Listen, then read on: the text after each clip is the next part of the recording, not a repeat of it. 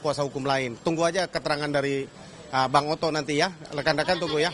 Akan ada. Bukti-bukti apa aja? Hah? Jadi hari ini ada bukti apa aja yang dibawa, Bang?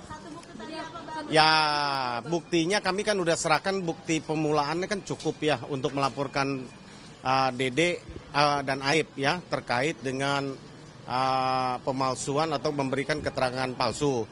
Dengan keterangan palsu yang dibuat tertulis kemarin yang sudah beredar, yang sudah ditunjukkan, itu kami akan serahkan ke penyidik.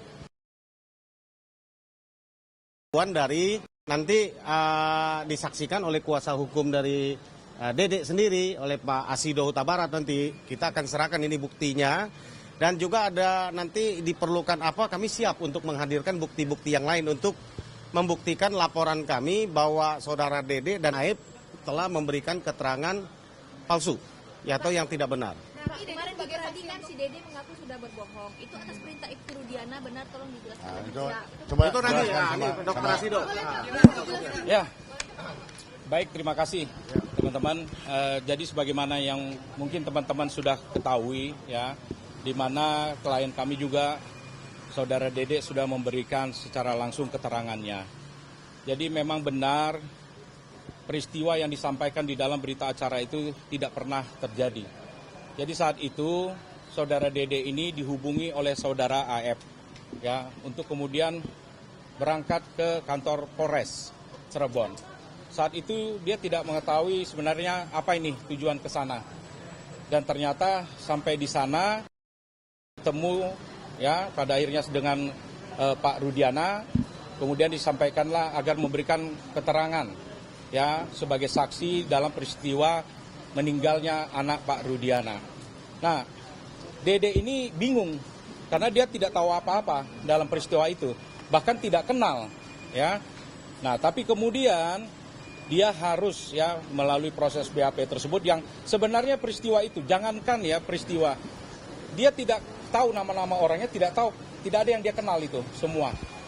Nah, sehingga kemudian dia dari proses yang telah terjadi tersebut BAP itu, dan juga memang kalau kita buka kembali di dalam berkas perkara putusan itu hanya dicopas saja itu ya, dicopas saja keterangan AF kepada keterangan Dede ya dalam berkas yang perkara Eko dengan Rivaldi kalau tidak salah, dan 5 perkara yang terpidana lain.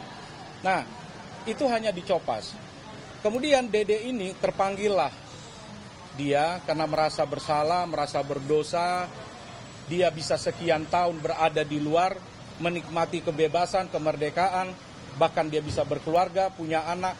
Tetapi orang-orang yang terdampak akibat daripada BAP-nya, karena kuncinya di situ, karena 2 orang inilah yang ditemui oleh Rudiana, yang kemudian menyatakan ada kumpul-kumpul di depan, ya, kemudian dikejar, ya.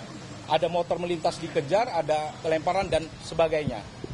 Nah, dia merasa berdosa dan dia ingin menebus rasa dosanya itu.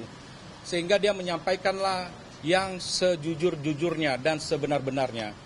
Bahkan sampai ditanyakan oleh Ketua Umum kami, Prof. Oto, ini konsekuensinya ada loh.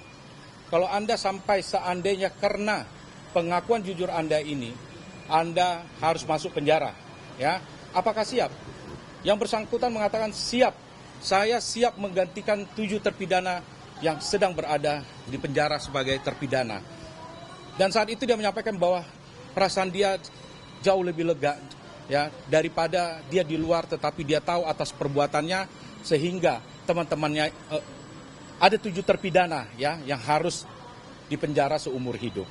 Jadi memang mengenai kasus ini sudah disampaikan sendiri oleh saudara Dede, tidak ada peristiwa itu. Ya. Atas perintah Ibtu Rudiana itu seperti apa, Pak?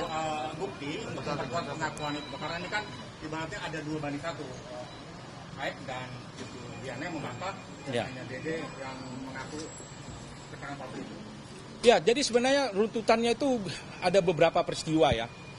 Jadi dari peristiwa di tanggal 25 ada, ya, yang mana sebenarnya di situ si Dede tidak ada. Ya, terus ada peristiwa yang disampaikan pemukulan ya, karena ada memasuki perempuan lah, kira-kira begitu ya. Nah, terus kemudian ada dipukuli oleh warga di situ, yang kemudian Aep ini merasa mungkin apakah balas dendam atau kecewa atas peristiwa itu. Lantas ketika bertemu dengan Rudiana, maka menyampaikan itu orang-orangnya ada yang nongkrong di depan SMP 11. Nah, namun kalau kembali kepada keyakinan itu, tentu ya ini sudah disampaikan sendiri oleh Dede. Ya, dia didampingi oleh mamanya ya sama kakaknya. Ya. Dan memang dia sangat terpanggil. Kenapa dia baru muncul? Ya karena memang itu yang dia sampaikan, dia kerja kuli bangunan gitu. Kalau dia harus meninggalkan pekerjaannya sehari saja, dia sudah kehilangan penghasilannya. Terus dia mau bercerita kepada siapa gitu. Ya, dia punya rasa ketakutan. Tapi ketika dia melihat ya dari channelnya Kang Deddy, terus kemudian melihat Peradi, dia punya kepercayaan diri untuk mencari keadilan. Dia menemukan access to justice ya untuk dia bisa bersuara bahwa yang sebenarnya ceritanya seperti ini. Itu. Bang, ini kan 2016, maksudnya semua itu kan berdasarkan dari pengakuan Dede dan yang lain-lain. Adakah bukti yang bisa abang sodorkan nanti untuk membantu polisi membuktikan pengakuan ini? Ya, tentunya kami ini masih melakukan ya, menggali ya apa sekiranya nanti yang akan kita buktikan. Tetapi ini kan sebenarnya hanya sebahagian dari kejanggalan ya. Bagaimana Liga Akbar juga sudah mencabut. Tidak ada peristiwa itu gitu, yang konvoy, yang kemudian dia berada di dalam proses pelemparan itu. Jadi ini hanya bagian daripada kejanggalan yang luar biasa ini. Ya, tentu nanti kita akan menyiapkan itu. Baik, nanti habis ini nanti kita Nanti ada Bang Oto.